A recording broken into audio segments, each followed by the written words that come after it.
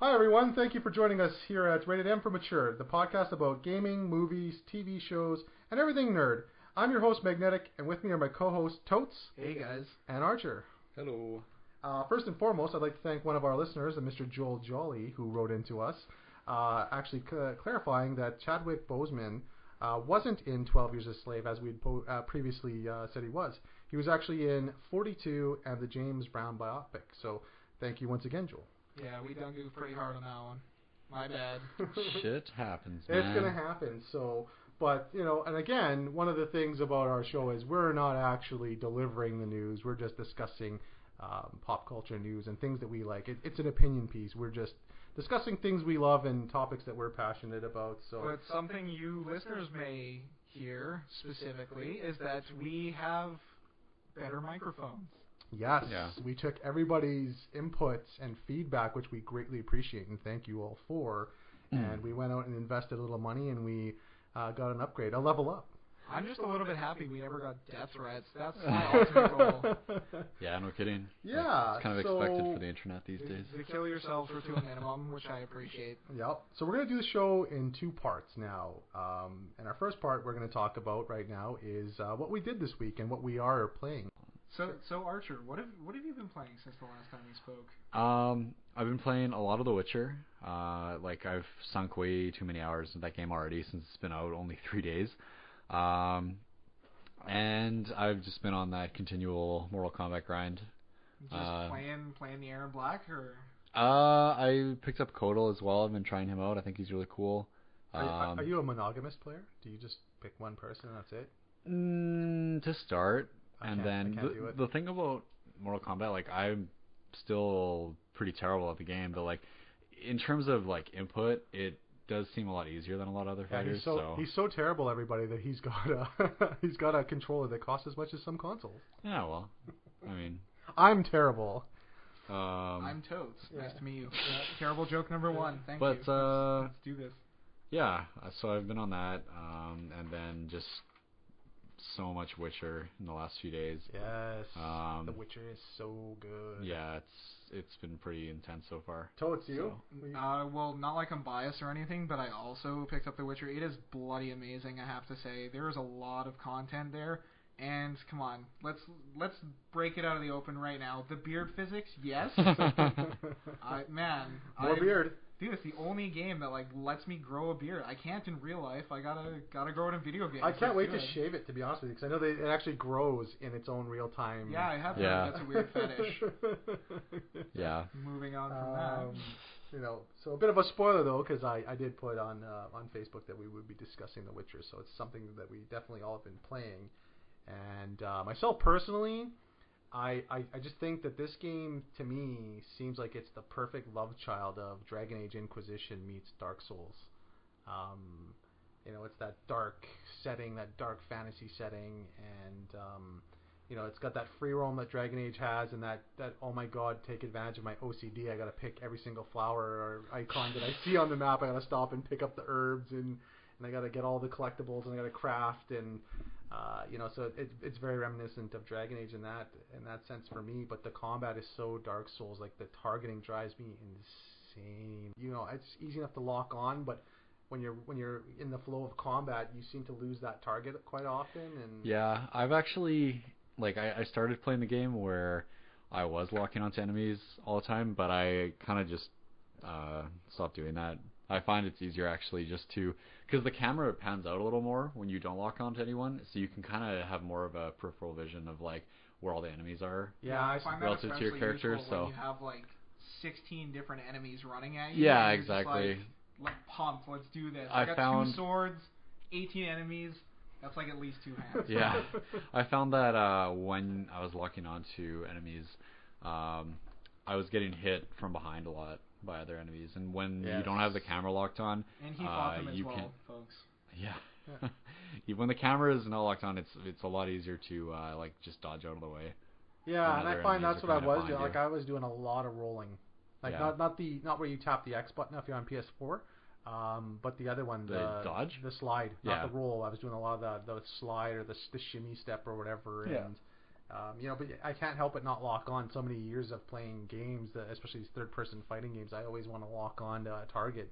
It's just ingrained. But yeah, I found the more I played it, the less I started using that, unless it was a specific enemy I want to target right away, like archers. Pun intended. Pun intended. I just want to kill them right away because they're annoying. Like they keep shooting at you while you're trying to fight melee, and so I would target them and run to them. But after that, I just went free flow combat, and took a little getting used to for me. I think the combat's very different than Dragons. I'm more used to my RPGs being turn-based or semi-turn-based. That's what I really like about this game, actually, is that it doesn't just give you melee weapons. It gives you a bunch of magic powers that you can switch between in-game itself, mid-combat. So this way you can you can use your protective shield to take a hit while you're comboing enemies, or you can use just a zoning technique to pin them down and just go to town if you like. Yeah, I think a cool thing is that the game actually gives you access to all of them right off the bat too, and then as you spec into them, they're going to have different attributes. Yeah, they go stronger. But I mean, it's nice that the game kind of respects the fact that there were 2 games before it, and Geralt would already know how to do this shit. Like he wouldn't just be started off with this fireball. He's a famous, renowned monster hunter. He knows how to use these different forms of magic, right? Like it's not just like, oh yeah, this is like a new game, so here's your level 1 fireball, and I guess you'll relearn all the spells. And I love if you played the tutorial, which I did, because I haven't really played the first 2 games. Let's be honest, though, the first 5 hours is the real tutorial. It's yeah, not just a but even in the tutorial, they respect you enough to go. I can't remember the other guy's name. The older Witcher starts with a V. Old Man Jenkins. Vesemir. Vesemir, yes. Vesemir says when you choose to do the tutorial, he goes, well, Geralt, even masters can make mistakes, and it's always good to practice. Because you're teaching Ciri in the background. So I thought that was really cool. It was a really cool story piece to, they respected all of their game, even their tutorial piece. A lot of games just throw in the tutorial, this is what you do, this is how you fight, and then the real game starts, but they crafted the tutorial into the main story as well. They're doing it for the benefit of this child. And also, a real master never stops learning, right? So they're capable of mistakes, and they're capable of growth and learning. Yeah, and I mean, so I thought that was pretty cool, too. Press X to butt physics. They live at this Witcher school, right? So I mean, it makes sense that in their off time they would be training all the time. Yeah. I mean, when they're not off actually doing jobs.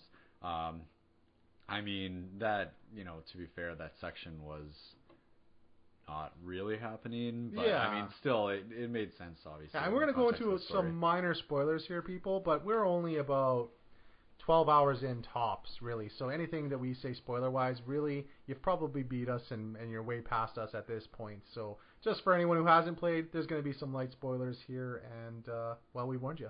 If not, like, comment, and subscribe. Yeah, I mean, honestly, I feel like with a game that's boasting to be 200 to 300 hours, the stuff we're going to cover is very, very small in comparison to the overall package. So, I mean, anyone who's actually going to play through the entirety of this game, it doesn't really need to worry much about the spoilers because, really at the end of the day, it's a tiny, tiny, tiny portion of the game. So, and as going forward, we're going to do this will be part 1 of our thoughts and whatnot on The Witcher, and we're going to on our next show we'll continue with as we go farther and deeper into The Witcher. No pun intended. What was that? Would you like to explain the pun? I missed it. No, absolutely not. I'm assuming it was a sex game. We're gonna continue with our thoughts and give a final thought once we're done on the game and whether or not it's worth anyone else's time and money. But I mean, it looks like this one's a winner. Perhaps in the future we may even edit down a smaller podcast specifically for deeper spoilers into the game. If you guys wanted to listen in, eventually stay tuned for that. Now hopping back into the game itself, boys, did you feel that for me, I instantly thought of Fallout 3 where you play the beginning of the game, because I played the tutorial, so I had to play this first chunk of the game, and then once the game started, much like Fallout 3 did, it just opens up into this massive world and whatever, do what you want, go, here's the world, go play, you can go here, you can do this, and much like Fallout, if you wandered too far, you are going to get your ass kicked. It's all certain areas have certain levels attached to them, and I like that. I like that if I go too far, I'm going to get my pee-pee slapped and go back to where you should be. Some people pay for that, so... Yeah, I mean, one thing for those who are just starting out the game, definitely listen to the quest requirements. Like if a quest says recommended level whatever, like pay attention to that. You can be within a few levels, reason, but like I think 2 levels you're pretty good. Yeah, like I tried doing one that was required level 7, like pretty close to the beginning of the game, where I was like level like and you got 2 or 3. stomped, didn't you? Yeah, and I tried this boss like 10 times and I couldn't beat him, and I was like, okay, maybe I should just listen to what the game's telling me and come back later. See, I mean, that's just it though. Like, you can do both. I'm level 5, and I'm fighting consistently level 11. So, I mean, granted, each fight takes about 45 minutes to do, but you can bait it out, and you can take your time and explore. And you like, it's not required to level up right away, but it's good. It's good to get your own feel of the game. And a game this size, you can totally do that. Just play the way you would play. Yeah, and explore those definitely where you can explore those question marks on the map, because I find. When you find those places of power, for example, they give you the extra points to level up. So even though I was level 4, I had literally double the points. So I was almost like the equivalent to level 8, right? Because I had those extra points to put into my character. Yeah. Speaking of that, exploring and whatnot, one thing I think that we should all acknowledge is just like how extraordinarily detailed the world is. Oh, yes. Like for how huge it is, it's insane how much detail they put into it. Like, even if you're just riding along a little portion of the map that seems super out of the way, you'll come across abandoned towns or maybe even populated towns, and like they have things going on in them. Yeah, or like the random person or being even attacked by wild dogs or something. Even just like when you're wandering the forest, it never like each area never feels like a rehash of another one. Yeah. Like you can tell that they put so much time and effort into crafting these tiny little spots that like are really insignificant in the overall scope It's almost of the game. intimidating though, because it does. It feels like you're in this real world, and the farther you go away from an objective, you almost get lost, right, in what you're doing, because then somebody else needs help, and you're like, oh, wait a minute, what was I doing? I got to be doing this one thing, but you get so caught up in what's going on. Yeah. And it's a testament to game design for sure. That world is massive. And there's also things where even if you are exploring, you're going to find things that are off the beaten trail. I walked by a cabin where children were starving. I ended up giving them money, and they gave me a book to add to my bestiary. Oh, so I could study, cool. Yeah. I actually ran into that same thing, and I gave them food. I didn't give them money, and then they gave me a doll that I can break down for craft. So it's very cool that they gave me a book on werewolves before I encountered any, and I got to learn their weaknesses before I even saw one. Very cool. So that actually played out quite differently for me. So again, that's awesome that we encountered the same thing early on, and it was different depending on how we interacted with that NPC. And that's another really cool thing about the game is like the choices are pretty huge. And those bastards put a time limit on you sometimes too for Thank God I haven't come across any of those. There's a few choices where and that bar goes quick. Like you don't have a lot of time. You got to make a decision. Oh, for the discussions, yes, there's time discussion points, but there's also time missions, and that is what I am terrified I have not done a time mission. I've run across a few of them. Like it's interesting how the game world feels like it's constantly moving because for instance, like there's a mission really close to the beginning of the game where you meet this herbalist, and she has this woman in her cottage who's dying from a griffin wound. Yes.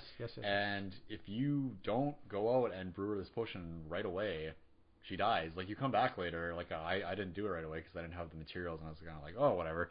I thought maybe, like, it would be like Elder Scrolls or something where, like, you can just come back later. The world isn't Did really you meditate to pass time, though, or...? Yeah, and then I, like, did some other story missions and shit. It took me... I waited about half an hour before going back to that same thing, and then I found the ingredients and brewed the potion. Like, I didn't meditate, though, so I was still okay. Like, I ended up, giving her the potion and whatnot. I was fine, but when you meditate, you have to do it in chunks of an hour, so maybe that was Funny you should say that. I did a lot of exploring before I even discovered her, so there was no person that I had to heal. Oh, really? You did go to that hut, though? Yeah, she's straight up dead. Oh, wow. Really? Yeah, she's straight up dead. Because, I mean, like, when I came back after a while, with the ingredients finally ready to help her out, because initially I didn't really want to go off and find all these random ingredients when there's more interesting story missions. Fuck that NPC, right? Yeah, and then I came back and I was like, hey, where's this woman? And the herbalist was like, oh yeah, she's totes dead. Oh yeah, she fucking died like 3 days ago, man. Yeah, I was like, oh well. She was waiting for you, but she figured, oh fuck it, I'm gonna die. I mean, I guess she specifically said, "Where's Geralt? I heard he was coming with potions." Yeah, that didn't happen. No. But I think it's very cool that the game is its own. It feels like it's its own living organism, and it's just as cold as the world itself is in its art direction and everything else. I mean, even when you want to break down items or a craft, you still have to pay a fee for that. Like, Yeah. it's so it likes to remind you that, hey man, I'm not here to baby you. Like, the real world, you pay for things, any kind of service, be it buying something, fixing something, breaking something. You have to pay people in real life to do these things, and in this game, it's kind of the same thing. Like, you don't have the money to do these simple things. You're not going to be able to do them. Okay, that brings up a really good point. Okay, going through you guys' game, when you completed quests, did you accept money for them? I was gonna say, depends. Like, kind of to just preface that, like, is that it really adds into how desperate everyone is in the world. Yeah. Which you can really tell from just even the outset. Like, it's a shitty world they live in, and everyone is just trying to survive. And like, you struggled for a long time. Yeah. But yeah, I mean, everyone's just trying to live, and there's wars going on in the background, right? Fucking griffins and stuff just running amok. Like, I mean, war is, I don't even know if war's pretty fucking terrible in the first place. But yeah, you I got know. mythical beasts but killing that's you. The thing, right? Yeah, like, the Baron wants my head, but at the same time, there's 3 grizzly bears bearing down on my ass from a ditch. So let's do that. Yeah, that's the thing, is like, these people only have to deal with these huge armies warring against each other that can come in and burn their villages at any time, but they also just can't even walk into the woods, or else a fucking necrophage or something will jump out and kill them. Or a bandit. They're all like a fucking human being's gonna rob and kill them too, and that's right? the thing, is like, fucking ghosties. But anyways, Is that the first official swear on this podcast? By the way? No, we've been swearing since then. Fuck that. But that's the cool thing about the game, is that it, like, everyone is kind of charging for something, right? But then it puts you in these situations where your guy's doing the job too, and you have to charge for it, and like.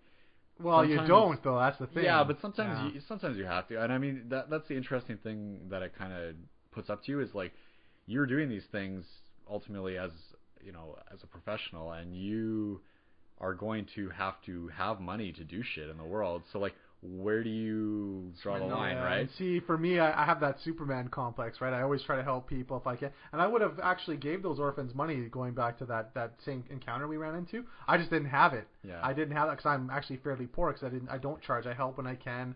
I don't charge people. I do the best I can to help them. Right. And so I make my money by basically scavenging anything I can find.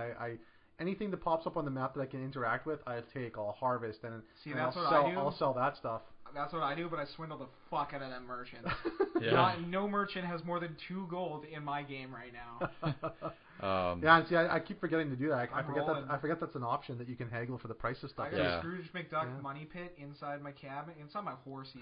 And again, that's a testament to the world, how gritty the world is too, right? Like, you can haggle. Like, you don't have to accept those prices the merchants are offering to buy your crap, right?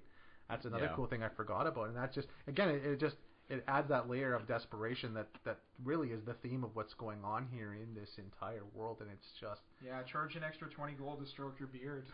Yeah, I mean, ultimately, at least in my game, it kind of comes down to, like, if somebody's a dickhead, I'm going to charge them, and if somebody is legitimately in need and they're nice to you, like, you can kind of let it slide. Like, there was one guy, you do this quest, you have to, like, kill a noon wraith at this well, and the guy after is like, oh, here's this money. It's for my daughter's wedding dowry, but I guess, you can have it. And I was like, dude, come on. Like, I'll fucking take it. That's I was like, okay, that's, I feel bad about that. I'm just going to let you have it. But, So there is a line. Yeah, but then when you kill the first griffin, for instance, the guy who's paying you, like, 10 seconds before, just ordered this peasant to be lashed 15 times because his grain was bad, even though the peasant didn't know about it. And I'm like, fuck you, buddy. I'm taking your money. You're a dickhead. So you're going to pay me for this, even though there's the option to just kind of let it slide. Watch there be like a twist where he's the big villain. He's like, yeah, I got that grain. Yeah. Do you want some? Say my name. But, and it's cool that you bring that up, because I had the same... That was the one time I actually did a selfish thing and took the money, too, was that very same scenario. And I remember thinking, like, wow, I'm in store for a really good game, because, like, that's great writing in the beginning, because you kind of sympathize with this guy, because in the beginning, he tells that same farmer, he's like, well, I'm a farmer myself. I was forced into the military. I was conscripted into the military, and he's a general and doing his thing, but he knows what it's like to be a farmer, so he sympathizizes with this guy. What can you spare? Yeah, he seems like a nice dude. Yeah, right? And he goes, I can spare this. He's like, well, that seems fair. Make arrangements and have it to me, right?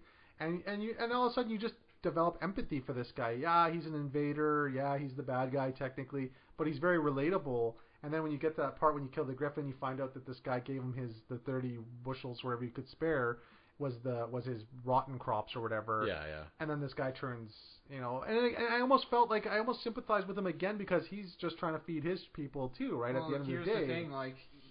That's why it's good because there's so many different decisions you can make. Yeah.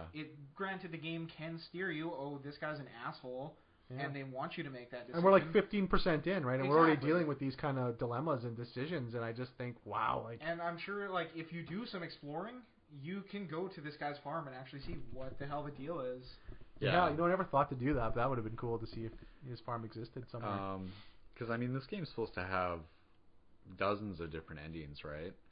Like, isn't it supposed to have something ridiculous? I think it's like 25 or something. And The Witcher, don't quote me on that. The Witcher 2 before that actually had quite a few endings too, like a lot so I of mean, endings. that's interesting because, like, it's going to put you in a lot of situations where it's shades of gray, right? Ugh. 50 of them. Yeah, shut up. Boo. Boo.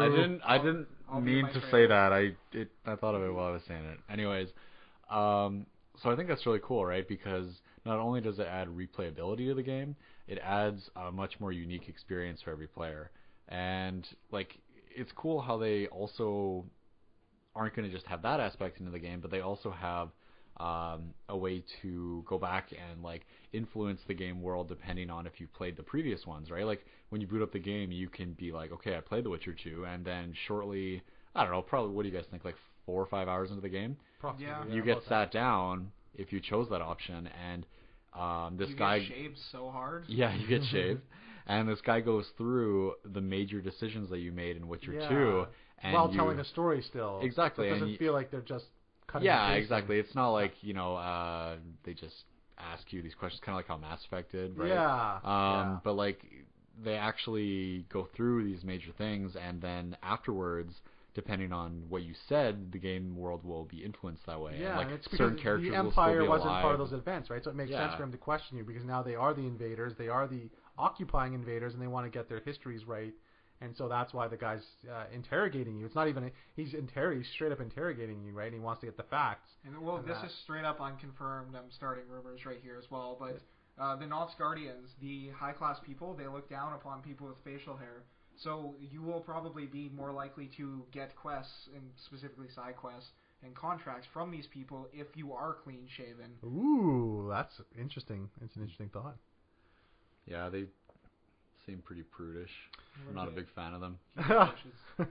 They made me take off my cool armor, and I know, right? Just like when I went to Dude's house, he was like, "Hey, undress." Yeah. Now, how about that? And I put more time into this. Don't edit that out. Thank you. I put a lot of time into Gwent, the card game that's in there, and it's surprisingly You mean deep. Hearthstone? Man, it's good. It's really good. I find myself going to different innkeepers to play them and to buy. I'm looking for cards to make my deck better. Because when I get spanked by these awesome cards, I'm like, man, I want those cards. Yeah, and you know what?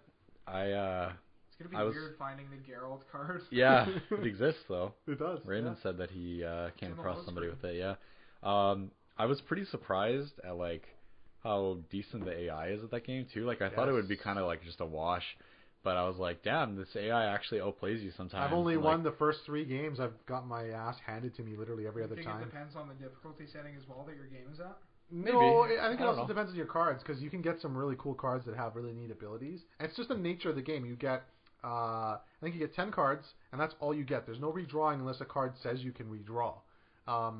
And then you've got like a front row is your melee, your second row is your bow and arrow people, and then your third row is your long range attackers like Ballistae and support for Ballistae. And so if I play a card that has a number like 4, then I have 4 to 0, and then the opponent gets to play a card, right? Or you can play environmental cards that reduce attack power and such, right? So this has officially become the nerdiest review of the game. Yeah, no kidding. So yeah, and then once you choose to stop your turns or hold, I guess it's up to the your opponent to either beat you or he passes as well to hopefully beat you on the next rounds because it's best 2 or 3. And then winner wins the game, obviously. So I'm gonna get my butt kicked because there's just some really cool cards out there, and I'm sure a portion of that is I suck, but I really hope that somebody out there makes a real Gwent card game that you could just play. It seems like neat. that. Yeah, That'd be kind of neat, actually. To like, out there somewhere. yeah, it'd be kind of cool to just like play that game while having a couple of beers or something. Like it's. But again, Cool. that's the kind of stuff that blows me away. Is like the world is so big, the story is so big already. Like we're not that far in, and it already feels like we're a part of this massive undertaking. And just all these places we can explore and go and do, and then CD Projekt Red just puts this card game in there, which they didn't have to do. There's enough to do in this game already. Yeah. And it's not just a card game for shits and giggles. It's a really good, well thought out card game. Let's give props where props are due as well. They came out with DLC for free when the game launched, just because we finished the game. Why not just add stuff? Yeah. Why not just throw stuff in there? Yeah. Thank you for buying our game. Here's some extra stuff. Yeah. They even say thank you for buying our game when you open up the case. You know, they've done that. They've done that too with The Witcher 2. They actually had that as well. Thank you for buying, and they gave a soundtrack and a book for free with it. Too, which they did with this one as well. I believe they gave soundtrack and book here too. So it's always good to hear thank you. You know what I mean? Like, it's awesome. So, well, I mean, especially if you're going to invest like 300 hours into their game. Yeah. Then that's a pretty big time commitment for the average video game player. Mm-hmm.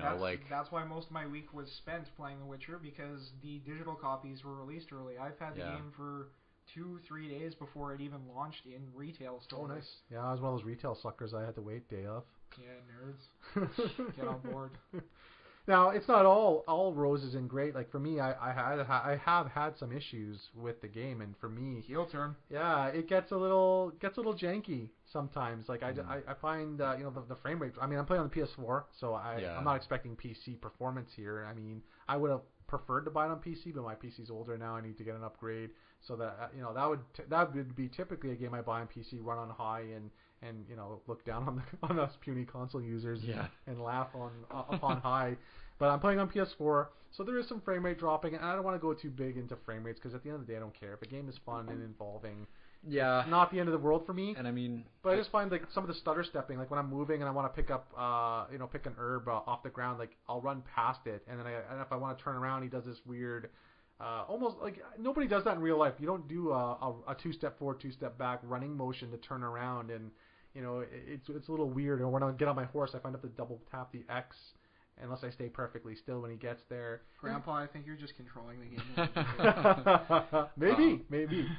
But there are some small technical hiccups that kind of break me out of my immersion in the game world. And by all means, it's nothing that's game breaking for me. It just reminds me every now and again that I am playing a game, instead of I get swept up in these moments where I feel like I'm in this massive world, and I am this one guy that's loved and hated at the same time, and you really are like, oh, thank you for helping me, and there's one guy even said, but you're a freak. Yeah, thanks for helping me. And, I was always told you freaks, had a code of honor. Yeah. Right. Yeah, so it's a backhanded thank you. Yeah. So but then it's those little things, and I guess it's a testament to how good their game is. It's those little things that, like I was saying, there's the jankiness, there's the I don't know. They're very small things, and I think, like I said, it really adds to how good the game is when those little tiny details that that don't ruin it, just take me out of the world. Like I was saying before, it's really noticeable, and I think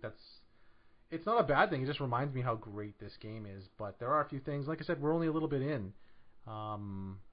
Like apparently there's a broken save feature on the Xbox One version, right? I mean, yeah. I can't get too mad at these games that give us these massive worlds to play in. Like Skyrim was plagued with problems on the consoles, yet it's still one of my favorite games, period, because it was such a massive world and so much to do that I forgave it its small faults. But I would really love to play a game like Skyrim, like Witcher, that didn't have these bullshit problems. That just, I mean, can you imagine a game that just ran at 60 frames a second, looked amazing, played amazing, no problems from start to finish? I mean, that would be the dream. I mean, first of all, I feel like with a game like The Witcher, some performance issues in terms of frames dropping and what isn't that big of a deal, because the game doesn't require like twitch reflexes, or doesn't require. The game had a fucking day one patch fix. Right. You know, you but just I'm- bought it. Oh, wait a second, we gotta fix it. Yeah, I Doesn't that mean, become the norm most now? games do Yeah, that. it's fucking annoying though. It's I don't know. I mean, it's just like the combat doesn't require you to be super precise. So I mean, some frames dropping here and there. I don't know. It hasn't really hampered my experience. The only thing I really noticed on the PS4 version is when you're in more open areas, the pop-in is kind of obvious. Like Sometimes, if you're galloping fast on your horse, you can see the things loading in yeah. as you're running towards them. And like, I mean, it does take you out of it. But again, given how huge the world is, that's not that big of an issue. Well, the makers of Red Dead Redemption are apparently incorporating a big multiplayer component into their next game, whatever that may be. Do you think a game like The Witcher could benefit from having some kind of multiplayer, or do you think it would hinder it at all? That's hard to say because I'm not that far into the story. Like, Good answer. I mean, with maybe there could be some kind of co-op element with Geralt and Ciri and whatnot, but I like, think it's possible to do from a story point because the White Wolves, not the Witchers. Sorry, Geralt's the White Wolf, but the Witchers themselves, they are an elite group of monster hunters. It might be cool to do something that's not part of the story, just a separate set of kind of missions, like we have to fight a big monster, and it's going to take more than one Witcher to take it down, right? Yeah. So, and maybe you have to. Maybe each Witcher has its strengths. Like one guy's the investigating guy who can still contribute to combat because nobody wants to just be that guy who uses the Batman vision mode and find clues. But maybe each person brings a special thing to the game where you investigate and track something down, and then you fight a big monster at the end.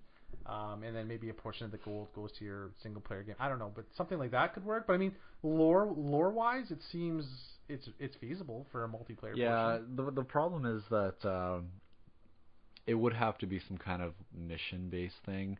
Yeah. I have for game balancing. Yeah, and I have a tough time conceptualizing how they would like do the player choice aspect of it with multiple people. Like you can do like the Star Wars MMO. That's my Where favorite everybody example. has a vote? Yeah, it's a dice roll. Like you all get to play and you all get to take part in the cutscene, and it's just like a hidden dice roll, and then the game decides who got the highest roll, and that's the character speaking.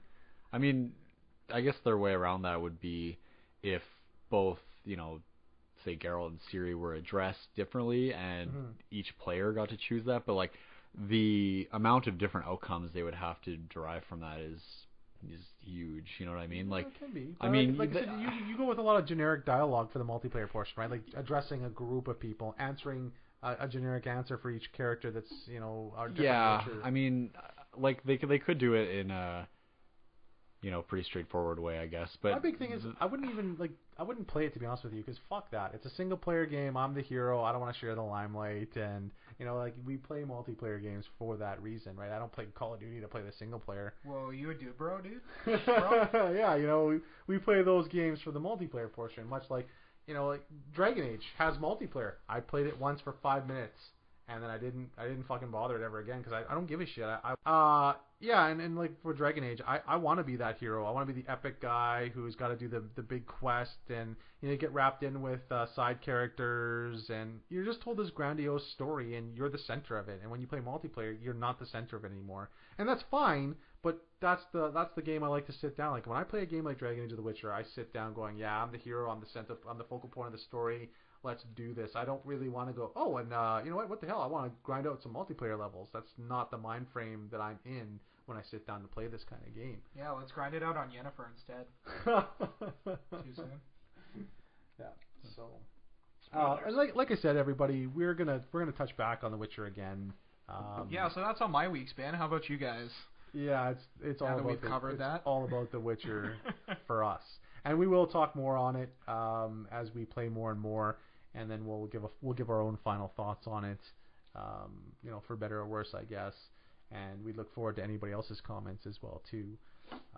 So now we're going to move on to a different portion of our show, a different topic, and we're going to talk about something we were kind of touching on The Witcher on just at the end there, and that's solid organic intro to a full and topic. that's co-op gaming versus competitive.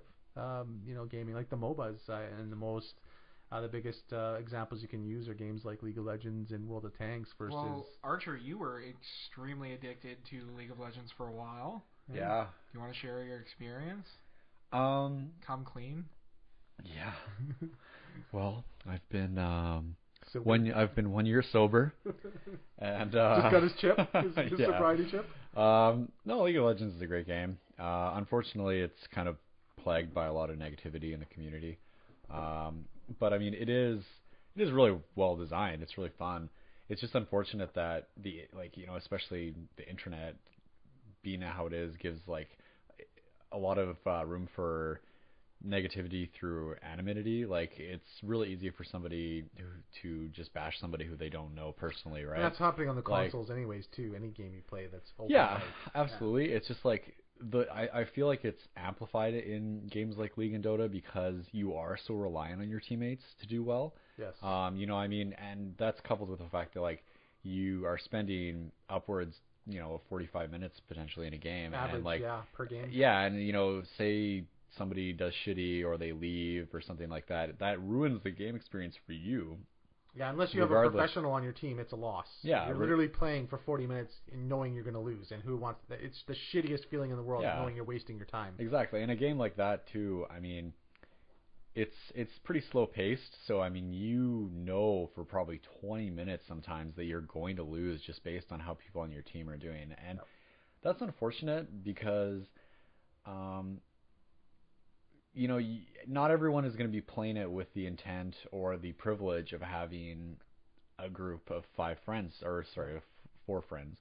to queue up with all the time. So like when you're playing with random people, especially when you're doing like ranked solo queue or something like that. And I spent most of the year I played that game, and I put a lot of time into that game and a lot of money into that game. I mostly played solo queuing as well, so I didn't have a lot of people to play with, and it does get frustrating. It absolutely does. And see, when I played the game, I played the position of feeder for those who don't know.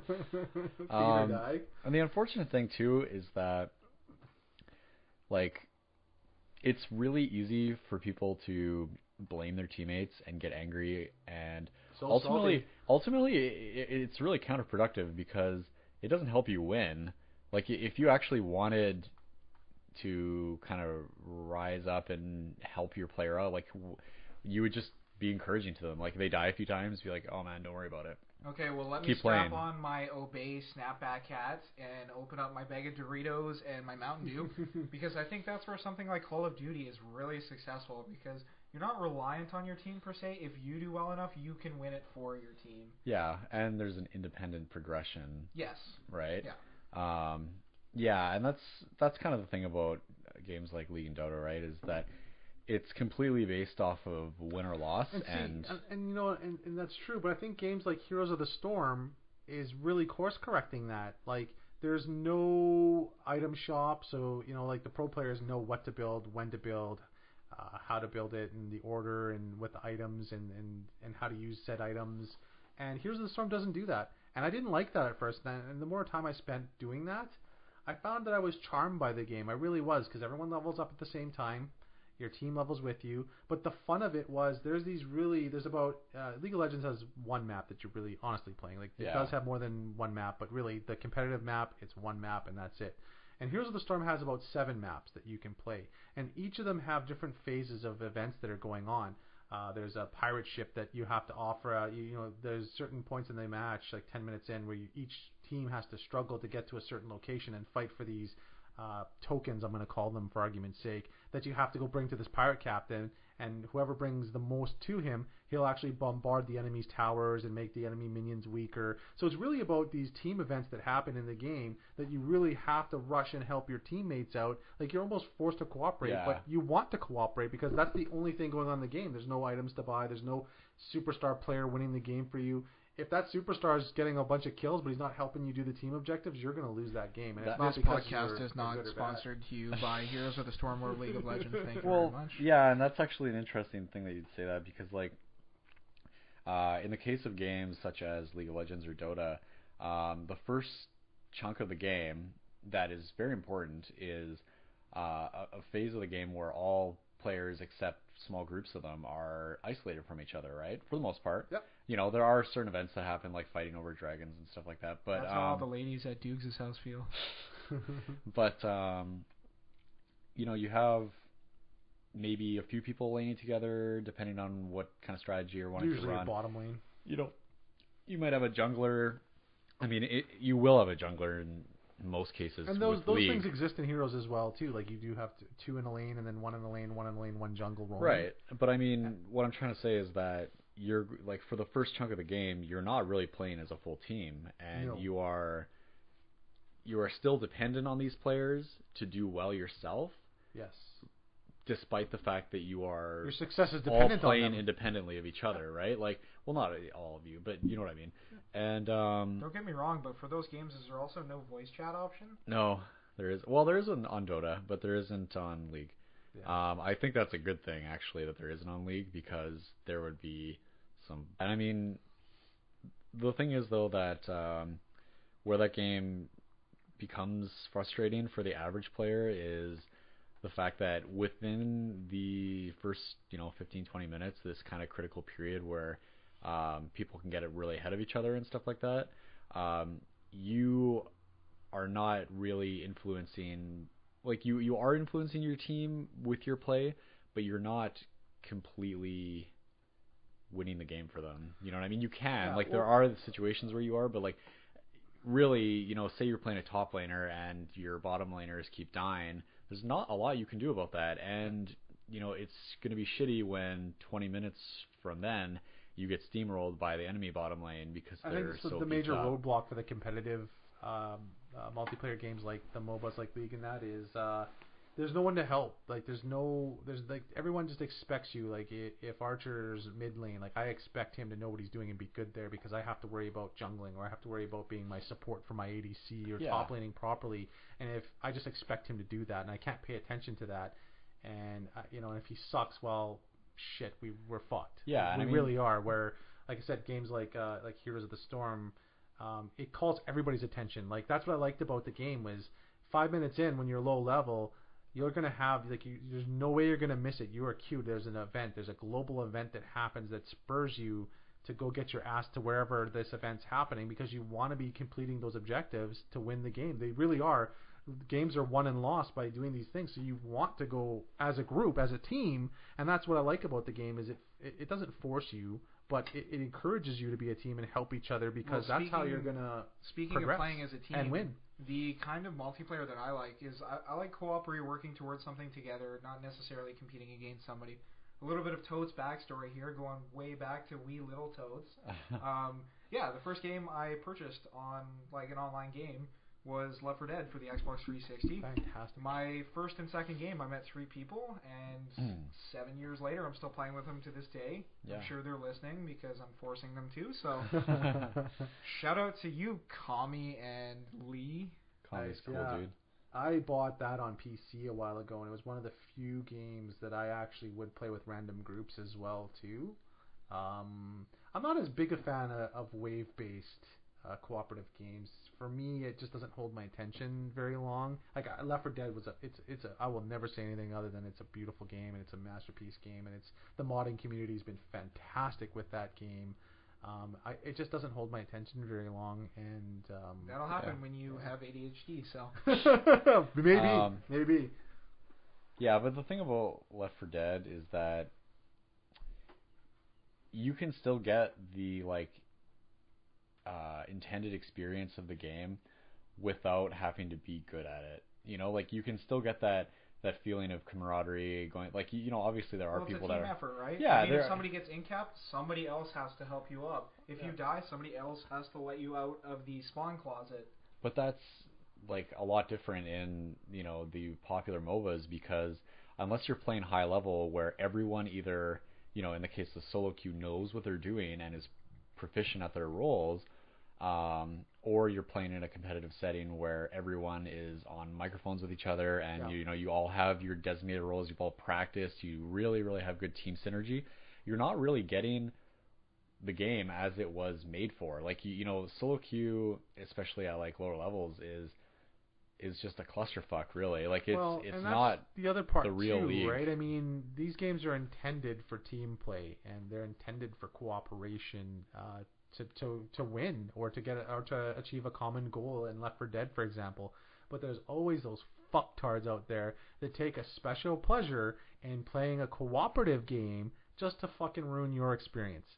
And that shit always pisses me off. That should be an issue more with just Yeah, get your kids off the fucking internet. well, it's not please. even just kids though. That's the thing. Or Like, let Yeah. Archer hit them. there is no age restriction on that. There are just some people in this world that have fun by witnessing or causing your misery. Yeah. And you know, and I'm not even close to having a solution for that. But I mean, that's a big part of the problem Yeah, there is. And some of these people are skilled players too. Like you think, oh, just get better in League's case or those competitive games, right? Cause get good, bro. You're gonna leave them, right? The higher you go up, you're gonna leave them. But these Doesn't people happen. exist in all ranks, and like these players are great players that decide one day, fuck it, I want to be an asshole. Yeah, today. and that's the unfortunate thing about my experience with League kind of taught me is I got decently high in the ranking. I won't say I got to the very highest, but I got decently high to the point where people should have been taking the game more serious than they were, but there were still people trolling and leaving everywhere, and I mean, this is supposed to be the top 1 or 2% of the player base, and people were still doing this all the time, and it was even made worse by the fact that there were a smaller group of players that would be queuing up at the same time. So oftentimes after a game, you would queue up with the same group of players, and if anyone was arguing still, or they had some kind of personal vendetta against another person, they would troll them and throw the game or quit and stuff like that. And it was just so aggravating because you put all this time into trying to get to this point where the games are supposed to be consistently high quality, and it never really happens unless you get to the very top where you find like-minded players and start playing competitively. But then you're practically a professional at that point. Yeah, well, I mean, you're start really from the good at the bottom game. until you're here.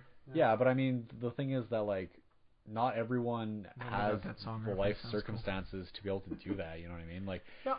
There are people that want to play the game, be good at the game, but they don't have the time to coordinate with 4 other people and all get on at the same time to play ranked 5s and stuff like that. And then you have those people, like I said, the ones that ruin your fun too, and they'll call you shit like fucking try hard.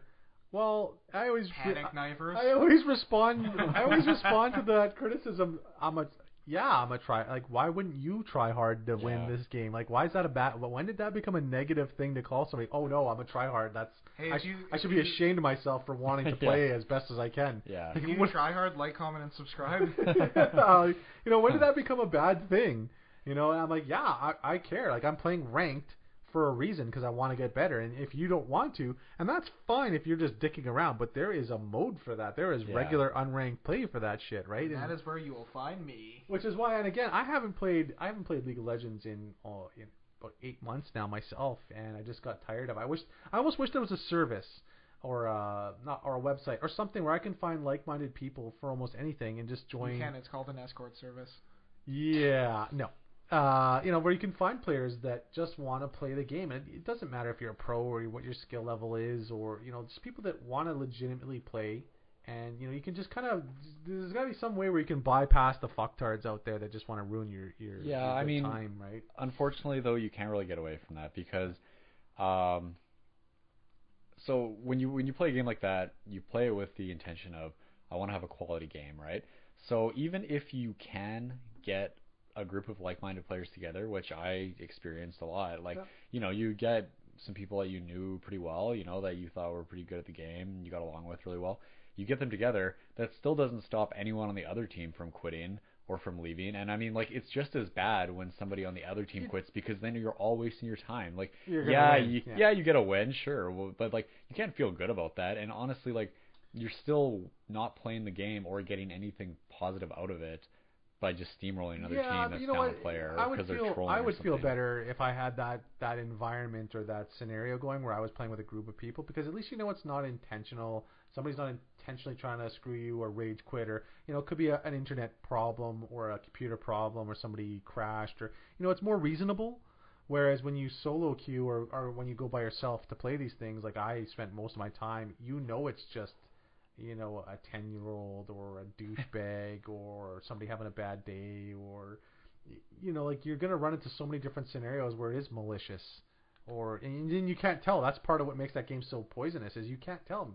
Somebody could have literally gotten the worst news of their life. They're playing, they're taking it out on League, which is completely understandable. But you don't care anymore because it's happened to you so many times that you think it's intentional almost, and it really just ruins. Yeah. The I mean, that's what it really comes down to. Is like, I look back on how much time of my life I wasted in games getting trolled or having somebody quit and stuff like that, and it's probably hundreds of hours, really. Like, it's really fucked up to think and 99% about. of it League of Legends. Yeah, well, that's the thing, though, and like that's one of the reasons why I'm enjoying fighting games so much now, is because you don't have to deal with any of that bullshit. If somebody, it's a one-on-one, so if somebody wants to leave, they quit, and whoop-de-doo, you find another game. That's it. Like, you don't have to wait around or anything like that. You don't have to wait till 20 minutes to surrender. It's really cool because, the games themselves take like 3 minutes, and say one person is severely outclassed, the game's going to be over right away, and then you can just find someone else to play against. Yeah, and so scratches that competitive need. Yeah, exactly. That you just gotta have scratched, right? Like, I mean, who plays for funsies, right? Like, we all have that need to compete. And but say you find somebody who's of a similar skill level, or different skill level that. Toads is shaking his head. No, he doesn't feel the need. No, I'm not exactly the most competitive gamer. At the same time, I will murder you in Call of Duty. Don't even mess with me. But I mean, like, you find somebody that you enjoy playing with, regardless of the skill discrepancy. Or, maybe they have a good connection or something like that. Mm-hmm. And those games provide you with the tools to just play them as much as you want, and that's it. And a nice thing I find about the fighters is that at the end of the day, online is more just a means to practice. Like, not a lot of people really get good or get high level through just playing online. Most of the time it's through participating in the local community and going out to big tournaments. Mentorship too. Exactly, right? Like, interacting with other people face to face, and I think that's pretty cool because, like, games like League and Dota really require you to spend the bulk of your time online, whereas with fighting games you don't necessarily need to. If you find a group of committed players in your community, then that's more valuable than going online because you can actually discuss the game and hashtag team punch walk. Yeah. But I mean, I think that's really cool because you just feel like you're getting a lot more out of it if you want to play competitively, because you can learn faster and you can learn from your mistakes. And I mean, yes, there are still people being dickheads out there, but like, you're the only one responsible for your success or failure. Yeah, exactly. You can't blame anyone but yourself. And honestly, like, I've never been told to get cancer and die on a fighting game, whereas on League that happened every other day, right? Yeah. So. Yeah, I'm sorry about that, man. Yeah. And see, and that brings me to my favorite type of co-op is, it's the MMOs. Like, I'm currently playing Star Wars, The Old Republic online. I was playing Elder Scrolls online, and this is kind of what's perplexing. Like, you'll get the odd jerk because it's the internet. Like, there's just assholes everywhere on the internet. But what's up? For the most part, you can find a group of like-minded individuals via guilds or like I met a few people from the States. Mythos and Battyman are their gaming handles, and those people are amazing. Like, and I still, if I can, I would love to jump at a chance to game with those guys and play something because they're just amazing. And it's more of a community that wants to help so that you can all get to the raid bosses or the end game content. And I think for me that's why I enjoy, like, Left 4 Dead. I like it, but I can't get into it because for me there's just no payoff. It's just you keep going as long as you can until you all die, and that's great because I mean Call of Duty's made a fortune off the zombie mode. Have you played the game, sir? There is a campaign to it that you go through. And that's cool, but I mean really the campaign just ends and you start over again and it's harder, or depending with mods. But I mean with MMOs there's a beginning, there's an end, and there's end game content. And, to a lesser degree, I love playing games, and I'm not a fan of the Microsoft console, as anyone who knows me knows. But one of my favorite games. That, Steve. You know who you are. One of my favorite games is Gears of War, and I love that I can play with a buddy all the way through that game, or not. Like I can play it single player, or I can play with a friend, and it's all the way through. And like for example, the Splinter Cell Blacklist franchise that me and Archer we played the co-op, and it was a wicked good time. Yeah. But there's an objective. It's a good thing you like that Gears of War series. They might be remastering. I heard that. I don't know if I'm gonna buy it though. Yeah, at the same time, yet a certain Call of Duty Modern Warfare game is not getting ported. I'm gonna harp on this until it happens, guys. Every podcast we gotta hashtag bring back MW2. Yeah, hashtag revive MDubs. Let's do this. No, but you know, I love co-op games that have either like some sort of a story or a goal, or I need some sort of payoff. I can't just do wave-based stuff. I can't just go like where the payoff is. Oh, I got to wave 50 something. That's why I hate that's where the co-op and the competitive games differ. I think is like. You're right. It is really nice in a co-op game to have an objective. If it just keeps going nice forever. To get along too, for sure. Yeah, I just can't do the wave. Well, what if the wave-based thing is like Mass Effect 3, where there was a designated ending? Yeah, you know what? That's a great point, because that was the one wave-based game I really enjoyed. I really enjoyed Mass Effect 3 as multiplayer. It was really cool. You had to wait till the extraction thing happened until you're Krogan Vanguard, and then glitch through the map several times. But that's the thing is like a game, a competitive game. You know, whether it's with a team or not. You know, you can kind of look at it like any other competitive thing, really, like, you know, chess or sports or something like that. Like, it's going to have infinite replayability because there's always different players and different strategies, and, you know, like, more you can do. So would you say you're not necessarily into Teemo-based games? Yeah. But, yeah, I mean that's really where the replayability comes into it, right? Is those games are always evolving with the addition of whether it be new characters, balance changes, stuff like that, and the goal ultimately is just to win. Like that's why you play it so much, because you want to win. I mean, you want to have fun, of course, too. Like I would say that's definitely high up there. Yeah, I know, of course, but I mean, like I think that when you are playing against people of similar skill levels and you are both playing your best, at least for me, those are the most enjoyable moments of those kind of games, is when you actually have the most fun because you're being challenged, but, you know, you're not being stomped to the ground too, or you're not like just winning easily. Like it's quality, and that's where the replayability really comes from those games. That why you can play like, you know, a fighting game.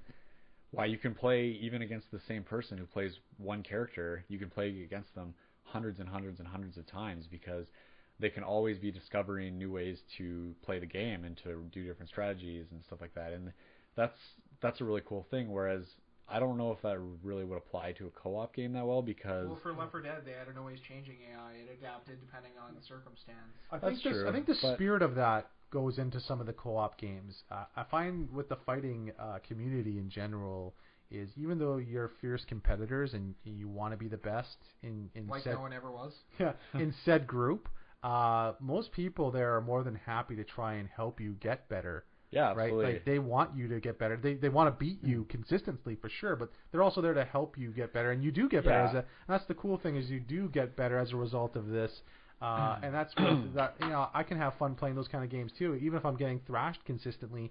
As long as I'm seeing some sort of measure of success or I'm getting better, you know, that's also fun too because these people legitimately want to see you get better, and you do. When you do get better, it's such a thrill or a rush. I mean, that's the thing, right? I mean, they want quality games as well, right? Mm-hmm. That's why they want. And like from my experience with the local fighting game community, everyone has been very welcoming towards new players. Like, you know, a new player who actually wants to really learn the game and invest in it brings something new to the table. Mm-hmm. You know, regardless of if they start out really terrible, it's like, you know, if they stick with it, they will probably become pretty good at it. And like, you always want to welcome that kind of thing because it's not going to just bring more variety to your competition, but it's also going to bring more knowledge to everyone because, you know, like, yeah, you want to beat somebody, but, you know, if somebody comes up with a new way to play a character or to run a certain strategy or something,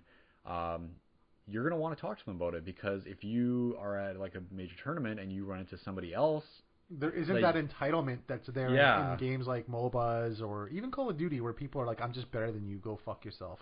Yeah, Right? I mean, Like, these people want their communities to grow, right? They don't get want me wrong. There are a few, yeah, but Yeah. the overlying attitude and opinion of that is we want more people. We want to make the fighting community bigger. We want it to grow and become more successful, like it was in the '90s, or So they want to grow that community, and I think the spirit of that even bleeds into. That's why I like playing MMOs too. It's not so much you're versing somebody, and you can do that. You can challenge people to duels and duel whatever, but the community itself is there to help too. It's like, hey Archer, like, I'm gonna help you do this quest or get this gear because I want you to come with us and do this harder part. Hey Archer, yeah. ASL. Well, I mean, a big thing too in regards to the fighting games is like, yes, there is some unfortunate things, or there are some unfortunate things that happen in regards to players beating each other and talking shit and stuff like that. Well, it happens. Never I gonna mean, escape. yeah, of course, but I mean, the nice thing is that, especially when players get to the point, I'm not there yet personally, but they get to the point where they want to travel to different tournaments and compete against the best players in North America, or beyond, depending on what game you play.